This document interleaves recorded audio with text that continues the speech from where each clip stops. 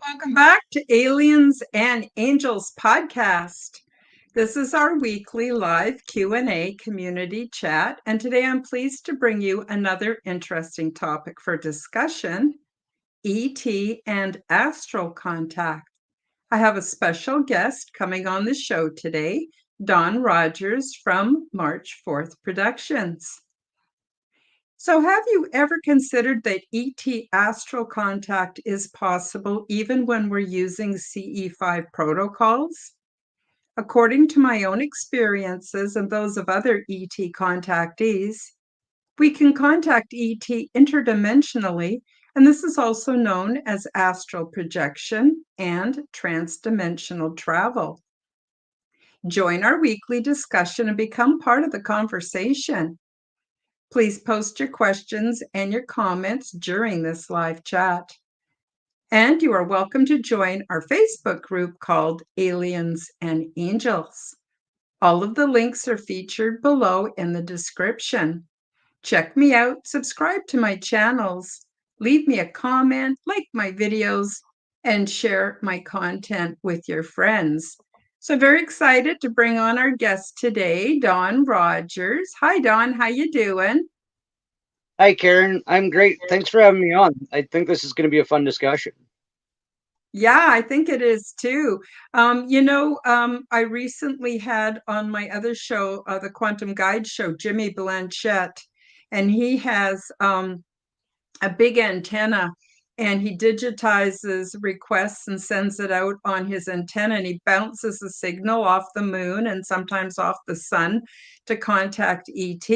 But he tells me and other people all the time, he says that anybody can contact ET just by meditating. It's the easiest way, and we can put in our request for contact.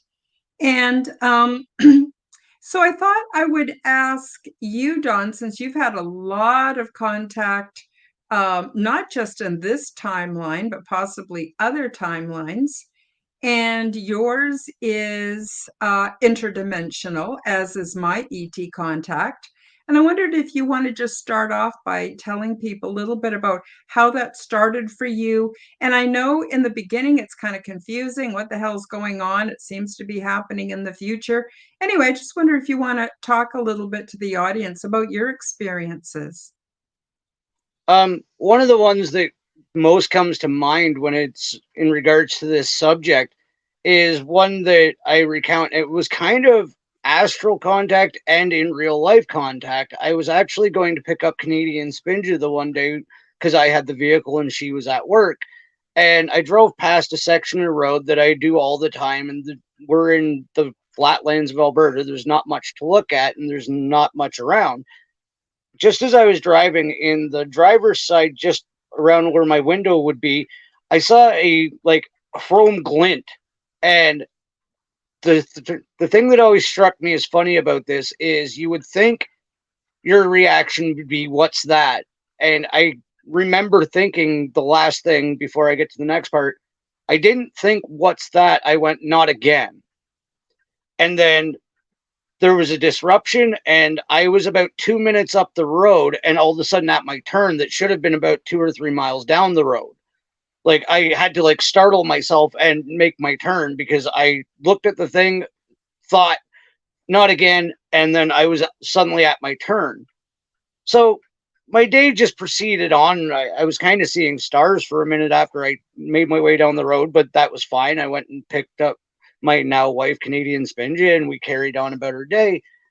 And we were on our way back, and I just started feeling angry and irritable. Like everything she was saying was kind of a shot at me, or at least that's the way I was taking it. and the dog looked at me wrong, and I told it to F off, and like the cat smelled bad, and like our son probably did something, but he deserved to be yelled at too. And this went on for like 2 days, and I just was not myself. I was itchy in my own human suit. Like it was just, I was angry for no reason. I'm like, what the hell is going on? This needs to stop. And I kind of did a meditation before I went to sleep. And this is where it gets astral. The end of that meditation saw me wake up on a ship with some of our blue round-headed friends, the Arcturians, and they were explaining that they had messed up by 2 minutes. And that's why I had been so physically uncomfortable, is they missed my energy marker by about 2 minutes and put me back wrong. And I was literally uncomfortable in my biological form, and it was coming out as like me lashing out. And of course, I had something to say to them. I was like, do you know what you just did in that reality? Like, that might be a couple of minutes to you, but that was 2 days of hell for my human family. Like, do you know what you just did? And they were apologetic and they reset it. And they actually allowed me to keep the memory so I could explain it to Spinja and our son. Like, I am so sorry. I was literally out of balance with myself. Right. Yeah, so that would be, yeah. And yeah, like I 100% believe that there is astral communication, because as you and I have discussed, like your consciousness exists far beyond this body in different time states, dimensions, and realities at all times. And I think that we do have the ability to slide in and out of those. And that's where you will have most of your ET contact, because it's just easier to not take this with us. Right? Because it gets banged up and not supposed to travel through space, and it's just easier to go somewhere else. I agree. So the other thing is, I'm just going to bring up, is coming up this Wednesday at noon Pacific, 1 o'clock Mountain Time, or 3 p.m. Eastern Time on the Quantum Guide Show. We're going to go live with a panel, and Don Rogers and Canadian Spinja are two of the people, along with Jennifer Helkame and Stephen from BG Cast. And we're going to be having our third and final panel on simulation theory, because this all kind of ties in with simulation, and it also explains a lot. So I want to recommend to the viewers and the listeners that you join us on Wednesday for this really fascinating topic and discussion. And so Don, then was that before or after you started having dreams of intergalactic warfare? That was before, but just 1 second. Yes, Ben. No, I just we can talk about it later. Okay, no, I thought she had something prevalent. Sorry.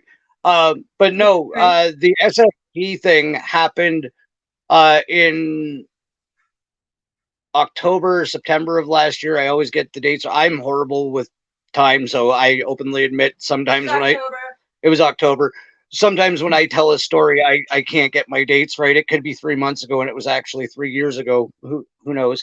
But what had happened was the succession, and Spin and I were actually just recently discussing. I talk about the fact that for 9 days I had horrific nightmares, and it was of intergalactic warfare with reptilian creatures that stood at least 14 feet tall.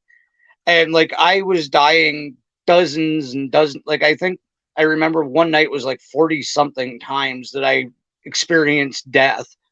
And it was this ongoing protection of a future version of Earth.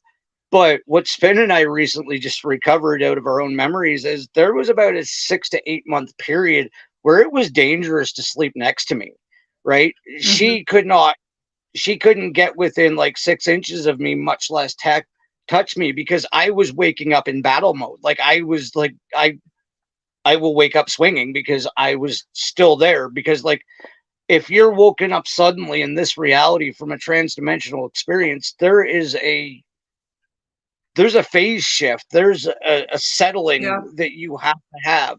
And if you're immediately jerked out of that and it's not like a peaceful waking from sleep, it's abrupt and it's traumatic and you come out angry.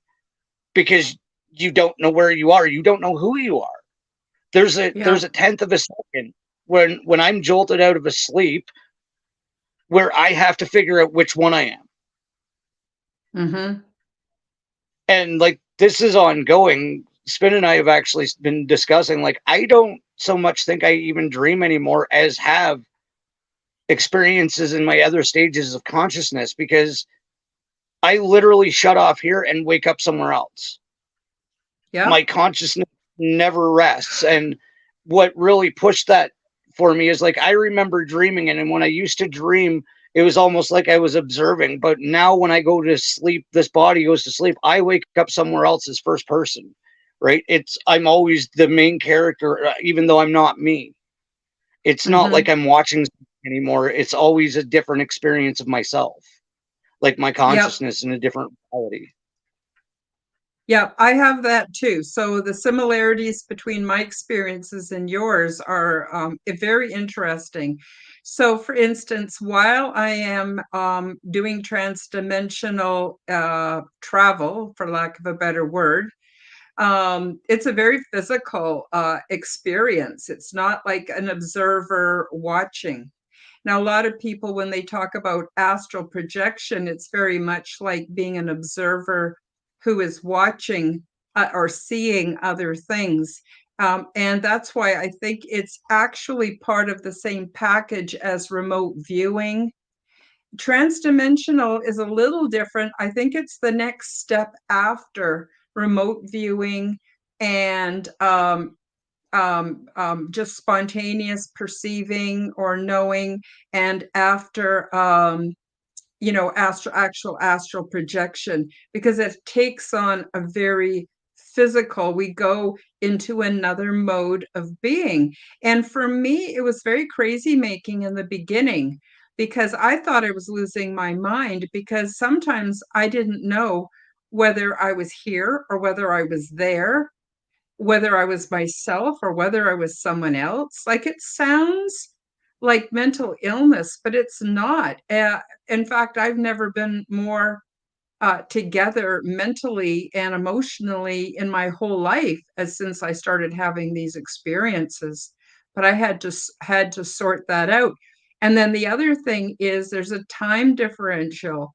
So is it the past? Is it the present? Is it the future? Is it another universe? Is it um, is it another timeline of this universe? Like, I don't have all the answers. I just have my experiences. And so that's sort of how it is for me. And I understand it's like that for you too, Don, right? Yeah, and again, I'll paraphrase our forbidden knowledge leader, Chris. I don't know shit, right? But my understanding, this just kind of came to me as we were talking. That's why I wrote it down. I think to understand it, remote viewing is a stage of the subconscious, and I think transdimensional experiences, you're actually within your energetic body, and that's why it's more of a tactile sensation, right? You're actually taking some of your energetic form, where when you're astral traveling or remote viewing, you're just using your mind's ability to peek out of here.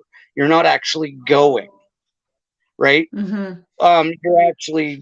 You're looking out of yourself when you're remote viewing or astral traveling. You're actually leaving when it's transdimensional. You're taking your energy to go experience that new um dimen- uh life experience. Sorry, I kind of got stuck for words there at the end. I hope you get what I That's mean. okay. Oh, it's all good. It's all good. Well, that's the other thing. Putting into words and creating concepts that are understandable by the viewers and the listeners is not always easy. We're not even given validation that this is a real thing, number one. It's only by the fact that we're living in 2024 we can even talk about these things without our relatives carting us off literally to mental hospitals. We've never been given language for a lot of it. You and I both do a lot of research, and that's where we're able to understand some of these concepts in scientific terms. but it's very interesting learning to downstep that information. Now, previously, there's been many, many, many books written throughout history. And I think that some of the authors lived in a time and age where they had to say that it was fiction, just in order to save themselves. Often there were female writers who had to use male names, pseudonyms, in order to get published. So, in a very short period of time, all of us, our minds have been opened to concepts and situations that some humans will never really be able to accept, and others are going, "Oh my God, I've had some of that happen to me too." I think it's a lot more common than what we're told, and I also think it's a very powerful tool. So, getting back to contacting ET, my experiences happened over a 3-month period of time, for those of you who haven't heard my experience. And it happened while I was sleeping at night. So at first I thought I was dreaming, but there was a time differential. So the first time I went, I was gone for about 2 weeks. And in my experience, there was eating, there was sleeping, there was going to the bathroom, there was all kinds of really physical experiences. But I was told, because I was very concerned about being there, I was very concerned because I had a cat at home that needed care, and nobody would know that I was gone. And I have no recollection of being picked up physically by a ship. It all happened transdimensionally. And I was assured that when I was ready to go home, I would wake up and it would be the next morning. And then it happened every night for a 3-month period of time, and then it abruptly stopped. And I'm presently working on my book explaining all about it. I would like to get that finished soon. But anyway, that's sort of how it went down for me. So, according to many people, through meditation, which is relaxing the mind, slipping into another state of consciousness, we can actually exit the simulation and sort of click out and click into a place that's outside of time and space. And I think that our extraterrestrial brothers and sisters and cousins are well familiar with that place, and it's a good place for us to join up and meet. Don, what do you have to say about all that? Well, with the time dilation, I definitely experienced that when I had my experience when I was 15 years old. Um, I I'll just wrap it up really quickly because I went to school for 5 years in one night, and something didn't clear out right because I never stopped like feeling that I had aged 5 years. I didn't have full recall of the memories at the time of what had just happened, but I just woke up one day and felt like I was 21, like 20 years old. I I'm like, I don't need parents. I don't need this shit. I'm all done now. And it was literally, I had been in school somewhere else for 5 years and then was put right back in my body, but they missed something because when I Mm-hmm. woke up, I still felt older. Right? I didn't remember everything, but I still felt like I was much older than I was the night before.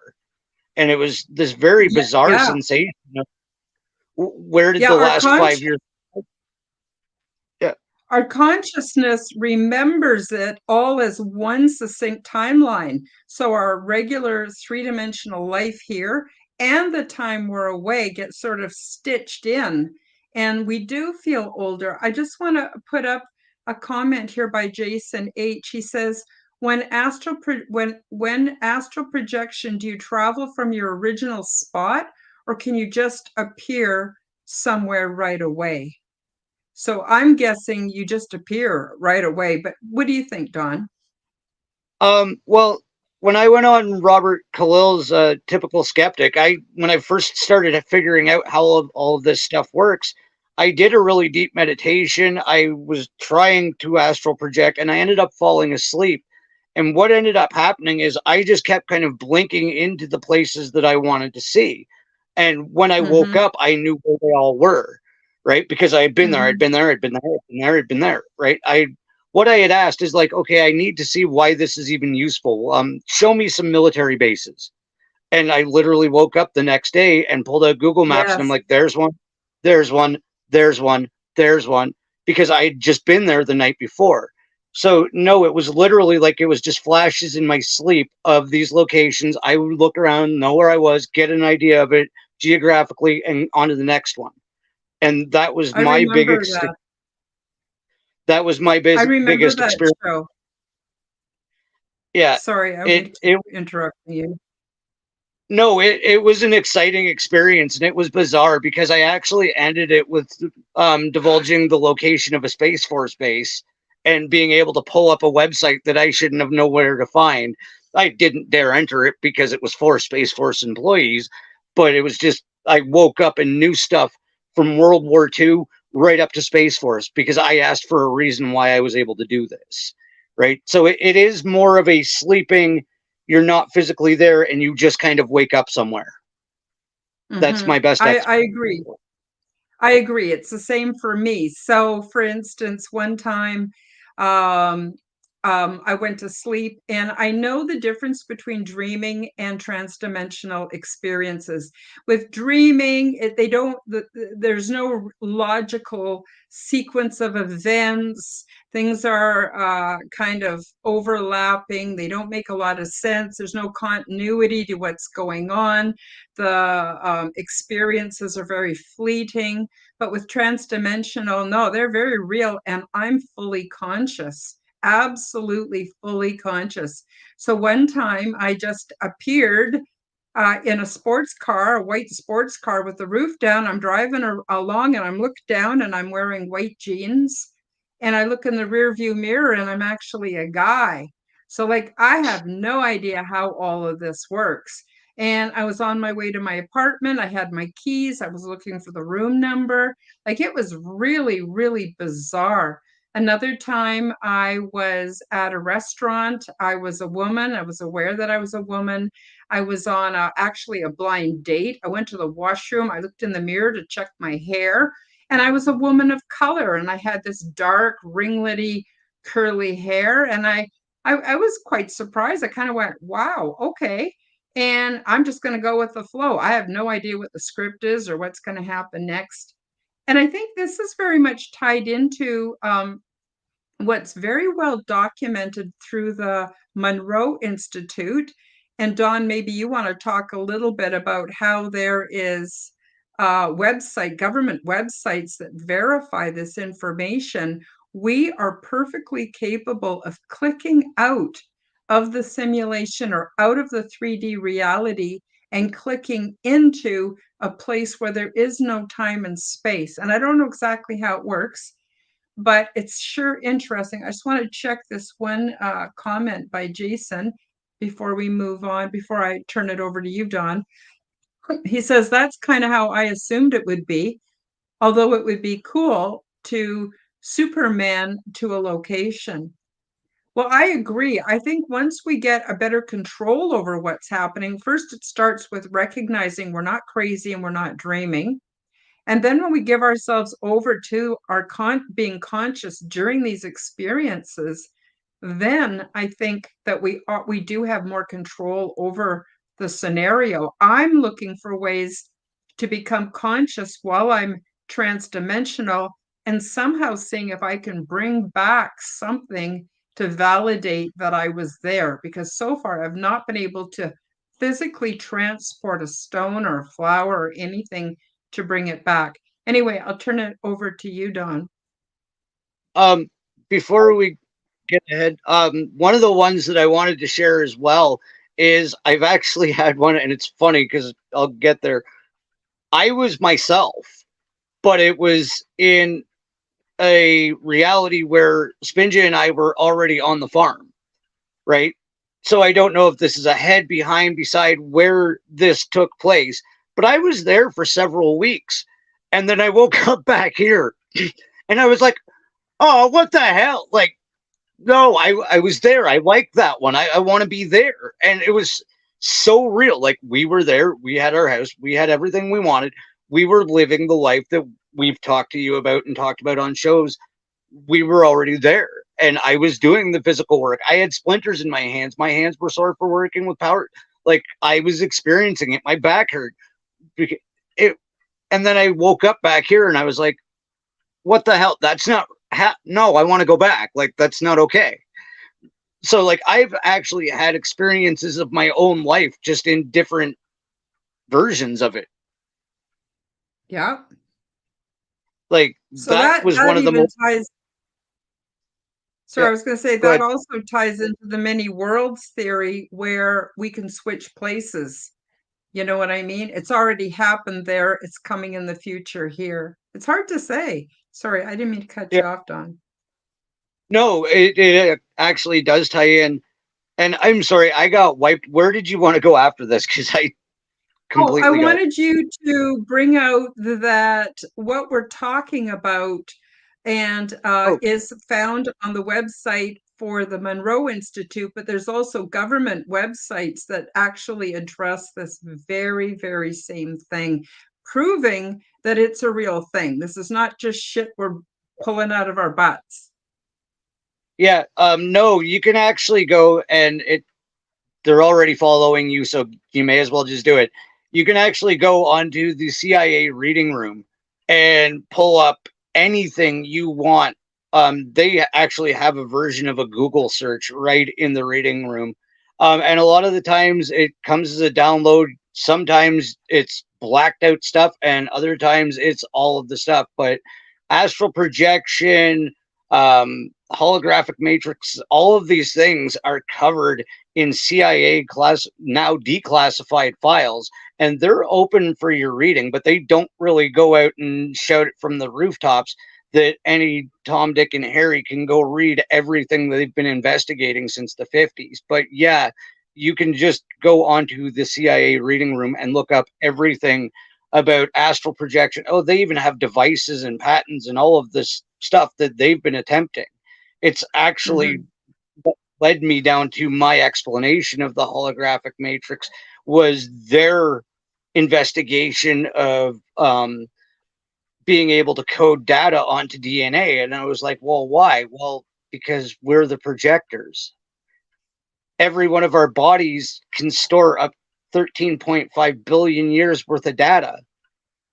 That's why, right? Because that's how old Mhm. the universe is. This is all Mhm. us, right? So no, you can find wonderful information that'll lead you down amazing rabbit holes. And yeah, it's literally their own library. It's a reading room, and it's just CIA reading room. You can look up everything you want about any rabbit hole conspiracy, all of the programs, Project High Jump, Project Paperclip, everything is there. Yeah, it's all there. Absolutely. Thank you. So Marshall Martin says, exactly. I traveled to a different dimension once and was a type of humanoid species, but different looking when I looked in the mirror. Absolutely. Absolutely. It happens all the time. Jason H says, just saw a cover page of their research into the pyramids.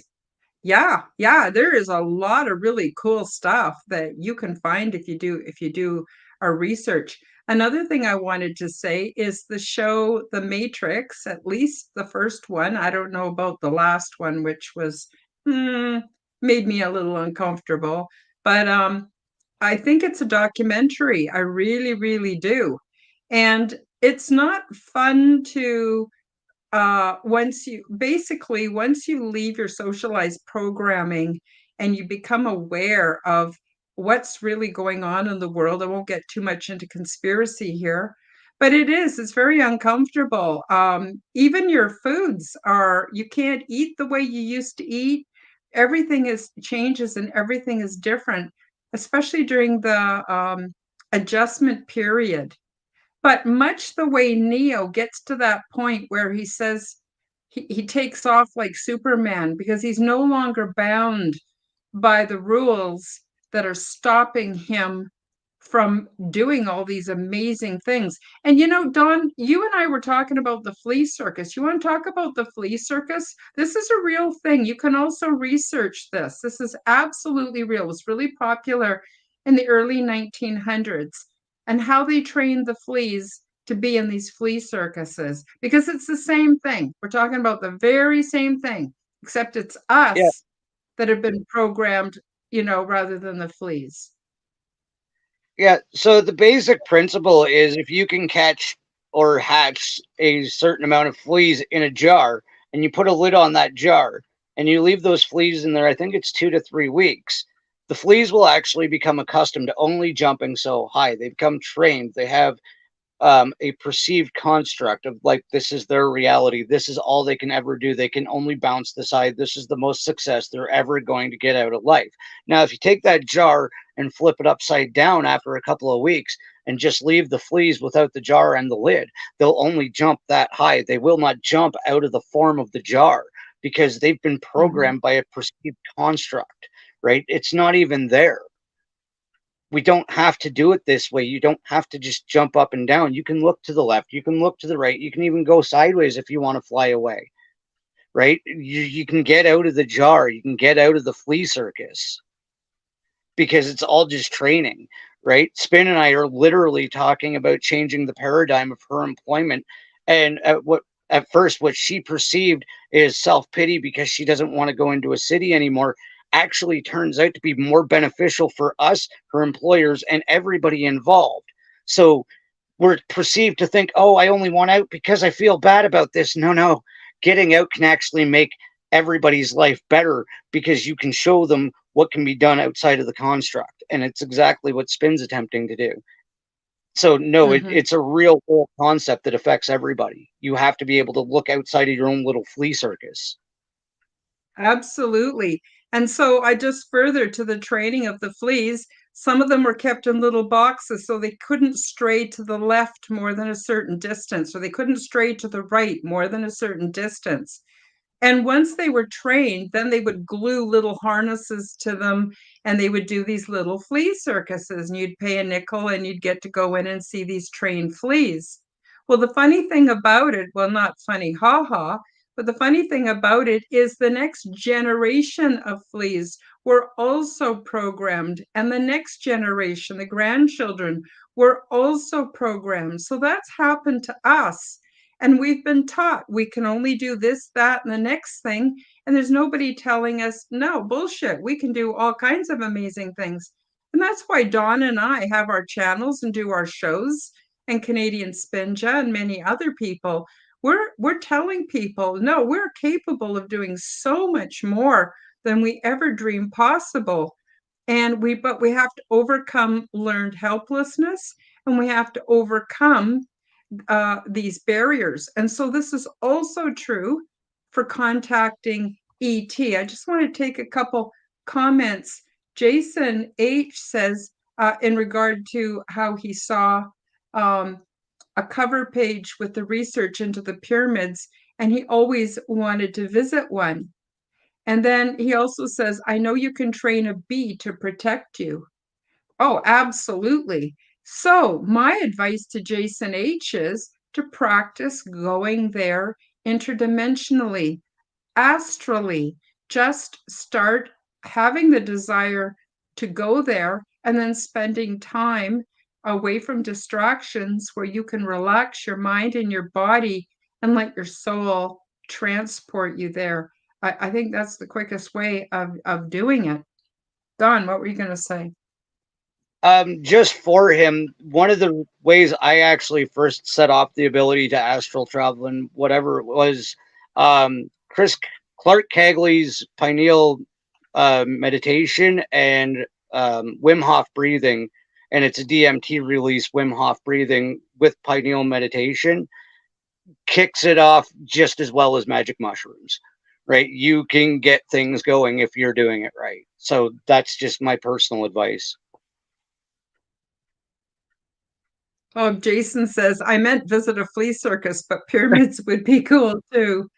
Yeah, and like I said, all you have to do is Google or go into the YouTube search and do a flea circus, and it'll show you several clips. They're incredibly cool, and it seems impossible, but not that hard to do. And like I said, that's happened to us. So thank you, Dawn, for sharing ways that we can put ourselves into an altered state without having to do psychedelics. Now, I just want to take a minute into, oh, Jason says, definitely going to look into that breathing method. Yeah, I recommend it. I want to take just a minute and do a short promotion. It's only 2 minutes long, and then we'll come right back to the program and we'll talk more about contacting ET through astral projection. Hi, guys. Break time for a short message.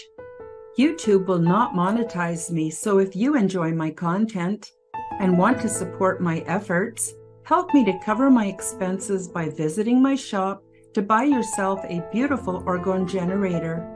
Zendome's Orgonite are my unique brand, and they are ethically sourced, handmade, and double charged for maximum effect. They are only available through my website, www.KarenHoltonHealthCoach.com. Many people are finding comfort with Zendome's orgone generators, commonly called Orgonite. They are a simple compound which balance ambient energy by converting negative energy and EMF into positive healing energy with many easily confirmed health benefits. They are a simple compound with alchemic and energetic properties. These devices function as self-driven, continuously operating, highly efficient, negative to positive energy transmutation factories. They help diminish the harmful effects of electromagnetic frequency radiation by attracting and converting negative energies, retuning them into new and more healthful sound and light wave patterns. And they help to purify the atmosphere and accelerate plant growth. They also help stimulate positive mood and are a natural remedy for poor sleep patterns. When Orgonite is within range of any corded or wireless electronic device, it will efficiently and continuously transform that energy into orgone as it is being transmitted. This essentially creates orgone energy transmitters out of any and all emitters of harmful negative energy. You can use these devices for focusing the mind, healing, meditation, and for spiritual growth. Zendome's Orgonite are my unique brand of orgone generators, and they are only available through my website. Don't be fooled by imitations. Check out my website to see my latest selection at www.KarenHoltonHealthCoach.com. That's KarenHolton healthcoach.com. Check them out today. Now, let's get back to the show. And we're back. I want to mention that orgone generators actually can be very helpful in when you're practicing meditation and when you're practicing astral projection because of the energy that they produce. And I want to thank those of you who have recently bought orgone generators from me. I'm not a rich woman, and as my promotion said, YouTube will not monetize me. They say that my content is dangerous, which makes me laugh. But it helps me to cover my expenses when you do make purchases from my website. I also have services and other things under the shop tab. So I just want to thank everybody who helps to support my work. And short of that, you could also go to buy me a coffee. There's a link below. And, if you want to just make a donation, $5 or whatever is comfortable for you. And of course, if you're a low income person, I absolutely understand that you may not be in a position to help make a donation. But anyway, so Yeah, so I have actually quite a few orgone generators. I have one called the meditation pyramid, which I use to boost my frequency and to help me transdimensionally. But I wanted to get back to contacting ET through astral projection. Preston Dennett, who is a friend of Don's and mine, he has a book out on easy steps to astral project, and you can buy that book on Amazon, and it's quite reasonably priced. But I thought I'd take it back over to you, Don. How do you put yourself, apart from when you're sleeping, how do you put yourself into the right state to be able to astral project or make contact? Um, there's a couple of different techniques that I use. One of them is actually pre-recorded guided meditations on YouTube. There's a lot of I'll even shout them out. It's your Innerverse. Um, it's this lady who does these free guided hypnosis meditations, and they are a great jumping off point to being in a controlled state in your subconscious, right? Because they get you to where you're visualizing your surroundings, you're in the moment. Like, she is very talented. It's also got subliminal neuro editing, which actually really helps with thought stimulation because it teaches both sides of your brain to work together. So there's frequency control, and these guided meditations is one of the most effective ways I've found, because I can listen to one of those and then do my own meditation, and I'm in such a creative space from what I've just done. It just kind of pops on. Um, Mm-hmm. Mm-hmm. the other one is Clark Kegley's Wim Hof DMT breathing. If you can get your natural DMT flowing while meditating, you are going to have a wonderful experience and able to put yourself wherever you want to be, because you control one of the most wonderful substances known to man. You just have to figure out how to get your brain to activate it. And once you do, Mm-hmm. it's a much more controlled and vivid experience. Mm-hmm. Mm-hmm. I would agree.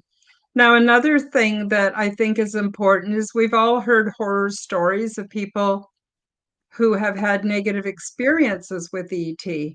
Now, that's not happened for me, but there are ways that you can fine tune your search for ET and make it much more likely you will have a positive interaction. And that is by having a grateful heart. So, having gratitude, meditating on all the things you're grateful for, because what that does is puts you in a higher frequency mode of reality. And negative experiences can only happen under low frequency situations. So, the other thing we can do is project unconditional love, and when we're reaching out, we actually have the power to say, whether it's in our mind or out loud, who we want to contact. We want to contact beings that are loving, that have the best intentions for humans. You know, we may want to project why we want to make contact, what our motives are. And we need to reach out in high frequency vibration in order to have high frequency contact. So I think that's something important too. Jason H says, thank you. I've been looking for a good meditation guide. And Marshall Martin says, I took biofeedback and meditation therapy and asked the universe to offer connection with what was beyond this existence. Absolutely. Um, Jason asks, what is biofeedback? Biofeedback usually is some kind of a machine, although you can use biokinesiology for feedback. You can use a pendulum. Um, there are ways, and it's ways of accessing the subconscious, or at least confirming that our bodies are actually operating in alignment with our desires. And one more comment. Jean-Paul Baptiste says, howdy. Howdy, Jean-Paul. Nice to see you. So, yeah, so, oh, Jason says, sorry, I'm a little bit behind. With the Rife spooky machine be considered? I don't know, it's frequencies. Yeah. Oh, would Rife spooky machine be considered? I don't know, it's frequencies and it's all about frequency. Don, why don't you get into a little bit about how it's all frequency? I will, but one thing before we get away from astral projection, something I want to put because it was a hard lesson for myself. You always want to put the intent that you intend to return unharmed and peaceably. This is still your form, right? Because I Mm-hmm. came back into this thing rough a couple of times. Like I don't even know how to explain it, but it felt like I was thrown by a grown man, like a small child, back into my body a couple of times when I was first learning to get in and out. So you absolutely want to be careful and put that, like you said, the right intent out and the right intent to return, and that this is yours. That because one, you don't want something to take it over, and two, you don't want to get thrown back into it because it is scary. Mm-hmm. Um, but with the entire it's all frequency thing, one of the things that I figured out is that our reality is all basically sentient ions. So, and all of these things work on frequency. So, I emit a certain frequency, and when you interact, it changes the frequency of the things that you come in contact around you, because each one of your emotions has a frequency, right? If you're vibrating at a lower frequency, you're kind of at a dull hum and you're rough to be around, and other people can sense that. But if you're even just bubbling, you don't even have to be one of those chattering lunatics. If you're in a great space, people are going to be naturally drawn to you and want to be a part of whatever it is you're experiencing. And I think that works as well with the ETs. If you're in that high vibrational, okay with myself, willing to accept my responsibilities in reality, but I'd sure like to talk to somebody else, that is a more positive space to be than I need out of here. And God, this place sucks. And please just take me away. It's less likely to happen to that person than the person who's like, gee golly, like I don't mean literally gee golly, sorry, I'm getting a little carried away. But you know what I mean? Just in that great heart vibration, all everything's lined up and warmed up, and you're in a great emotional place because that's the frequency you're putting out to your intended guest.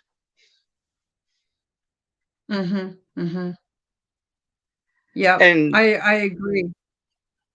yeah, So traveling, astral traveling with the right intention, the right boundaries, um, the right frequency makes it more likely that you will have a really positive experience. And that's what I'm hoping for all of you. If it could happen for Dawn, if it could happen for me, it can happen for you. In fact, my ET contacts have told me that there are millions of us who make contact all the time, but we don't remember because we've agreed to not remember, because we've got work to do here on Earth. We got to come back and we got to be humans on Earth in a three-dimensional reality. I believe we're working on soul evolution, and we need to achieve certain goals. That's why we're here in the first place. And that's hard to do when we have our full memories. Now, some of us, like Dawn and I, we have quite a bit of memory. There's obviously gaps. For instance, when I'm doing what I call the exopolitical work. In that case, I travel to the big ship absolutely astrally, and I'm involved in all kinds of meetings. A lot of information gets passed from me to ET and from ET back to me. And most of that I don't remember because I'm not meant to remember. Some things are a protection for us to not remember, because then no one's going to try to get it out of us. And believe me, there are forces here on Earth in the human realm who do want to access that information. Then there's other experiences where I do have recall, but that involves me traveling. I don't exactly know how, but then I get a very physical, three-dimensional experience. And a lot of that I do remember. And as I mentioned before, I'm working on my book. Let me just take a quick look at some of the comments. Jason H says, also kind of a tangent, but could you go into the silver cord I keep hearing about in Astral? Thanks. Well, my take on the silver cord is whether I'm aware of it or not, it keeps me tethered to my body, and it may be tied into our DNA. Don, what's your thoughts on that?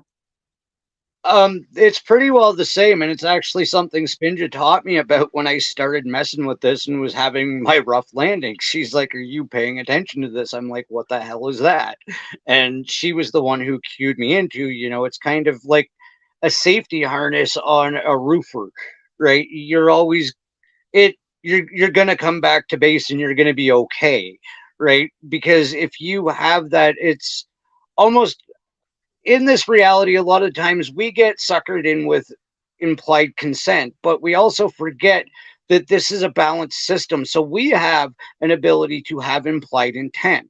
If I just naturally intend and say it in my own mind once that I intend to astral project safely every time I go, that's part of my silver cord. That's my safety strand. I have put my intent out for the rest of my existence in this human form that when I astral project intentionally or even unintentionally, I am attached to my silver strand and I'm coming back here safely.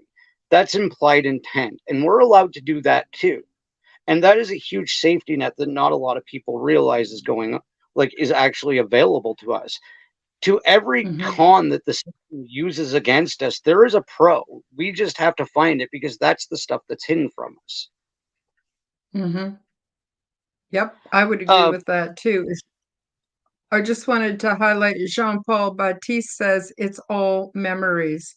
Well, that's true, whether they're interdimensional or whether they're in the 3D, they are, they are all memories. Jason H says, oh, so the intent secures the cord. Is that what you're saying, yes, Don? The intention secures the cord. Yeah, I think yes. that's really good advice. Um, Yeah, I've never had and to do that. I didn't. Okay, go ahead, Don. no, sorry, I was just gonna say if when you were talking about what we bring back in our understanding of things, something I think is true is that if we understood as humans everything that was going on and everything we're capable of and everything that has ever happened, we wouldn't be able to handle it. I Yeah. can even like even the little droplets I've had over the last year made me question my sanity a couple of times. So if somebody just yanked the curtain and went, ta-da, here's everything, a lot of us would probably go insane.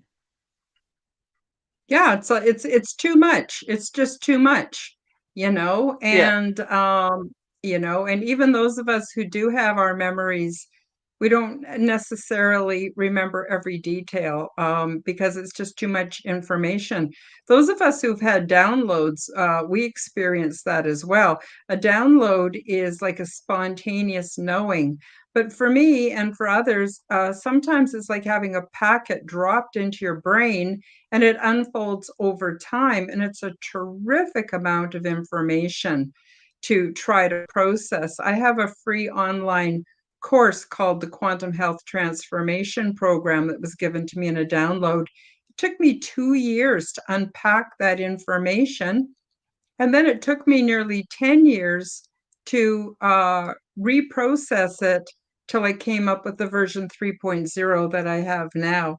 Just want to say a quick hi to John P. Adventures.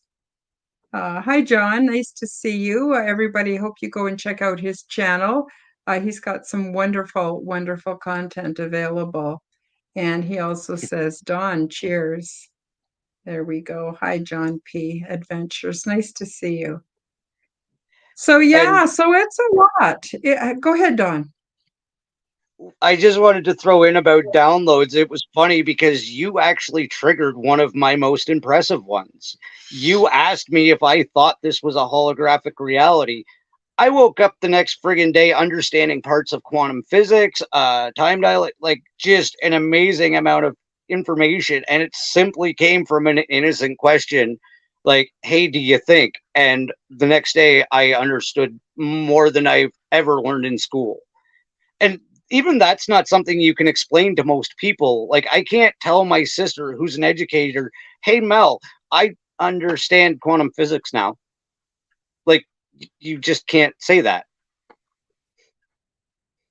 Yep. And do you find, Dawn, as I do, that when we're around kindred spirits or other people who have the same capacities and abilities, it seems to bring out our abilities even more to the fore. We have more spontaneous understanding and more, I don't know, we just make quantum leaps. Has that been your experience?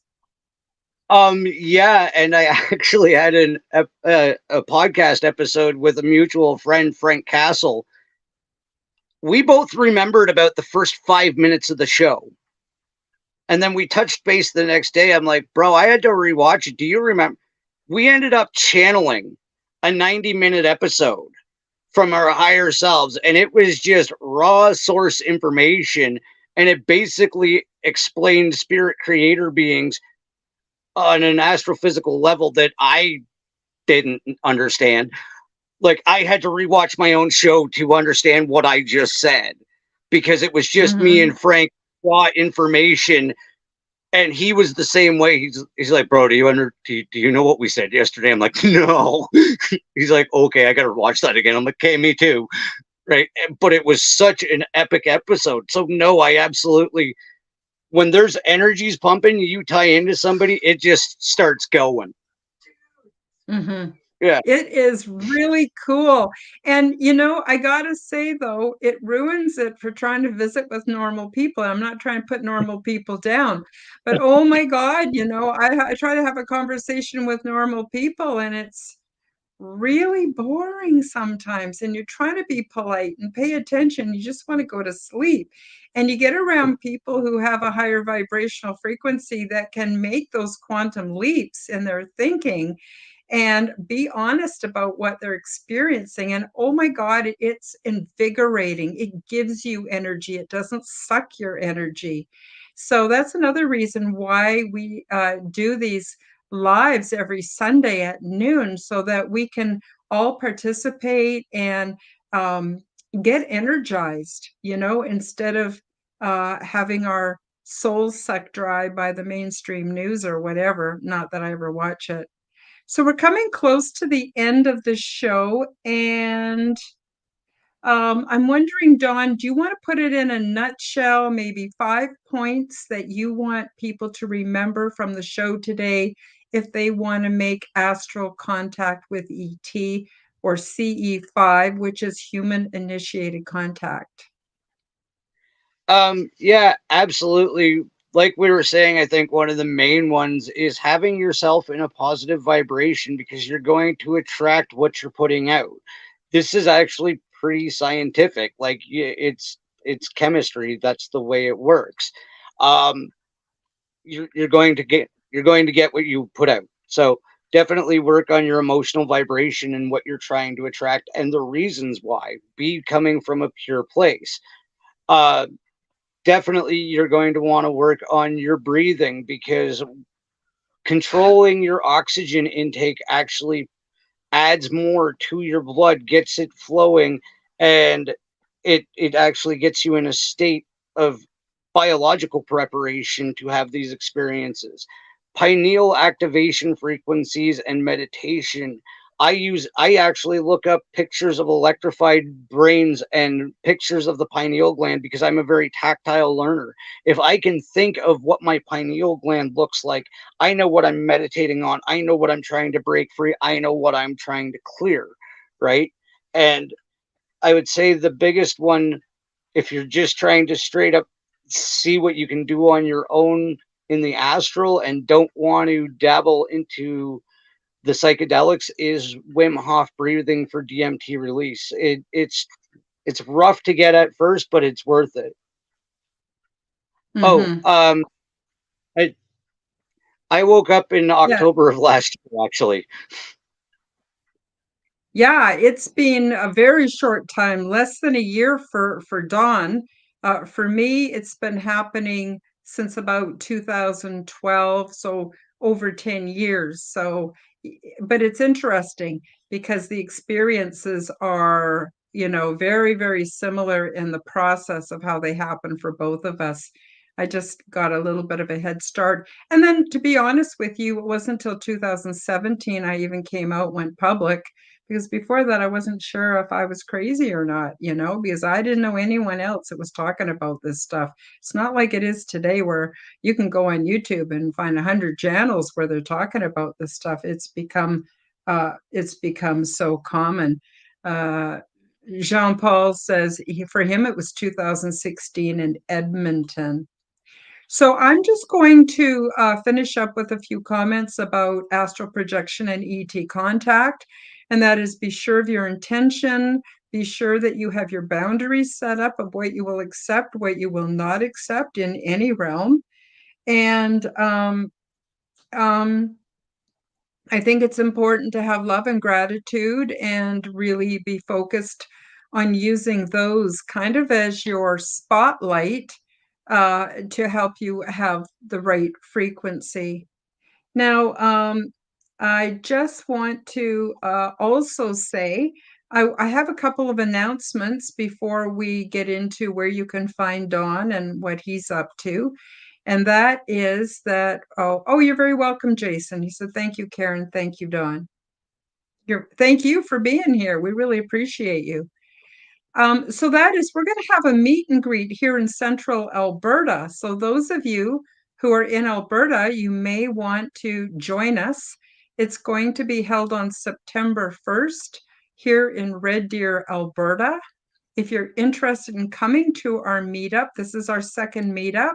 Please contact Don Rogers or myself. You can contact me through my website. Shortly, Don is going to tell you where you can contact him. And just want to also say, Jean-Paul says, let's chat, Don, one of these fine days. So, in case you want to come to our meetup, it's going to be very simple. We're just going to barbecue in my backyard. It's not going to be a large gathering. So far, it looks like might be, if we're lucky, half a dozen of us. And we're going to have some fun. We're probably going to live stream it. And we're going to have a tinfoil hat making session. We're going to have our industrial strength tinfoil. Those of you who are at home, if you want to make your tinfoil hats, we're just doing it for fun. Loosely, the theme is our tinfoil hats for the meet and greet. So, Jean-Paul says he's in Texas. Well, maybe next year. And there's always online. But so we're going to be doing that. So please let us know if you'd like to come and join us. It should be a lot of fun. And like I said, we'll live stream it. And it'll probably start about the same time as this show, so that if you're used to tuning in now, you would be able to catch that. Don, do you have anything to say about the meet and greet, or do you have any other announcements? No, I'm really looking forward to the meet and greet, and I think there's a couple of people around here that we've met up with that we're going to contact about showing up for it. As far as announcements, you can find all of my content on Don Rogers at March 4th Productions on YouTube, and I'm actually going to be going live in about 5 hours with Rock Castaldo about the full moon and the plasma solar storms that have been going on and the effect they have on us, and how to use it, help it, let it help you manifest. That's what I was trying to spit out. So that'll be at 6 o'clock Mountain Time. So Very cool, very cool. And as I mentioned earlier in the podcast, Don Rogers, Canadian Spinja, Jennifer Halkame, and Stephen Stathis from BG Cast are all going to join me Wednesday for the Quantum Guide Show. If you haven't already checked out the Quantum Guide Show, please do come over and check us out on my channels. And we are going to be doing part 3 of our group discussion about simulation theory. So any questions you might have about simulation theory or things you want to say about that, you're welcome to join us. That's Wednesday coming up on the 21st of August at noon Pacific, 1 p.m. Mountain Time, and 3 p.m. Eastern Time. We'd love to have you join us. And all the links are going to be below. Oh, I'm sorry, you're right. I said the wrong time. Okay, scratch that. Thank you for correcting me.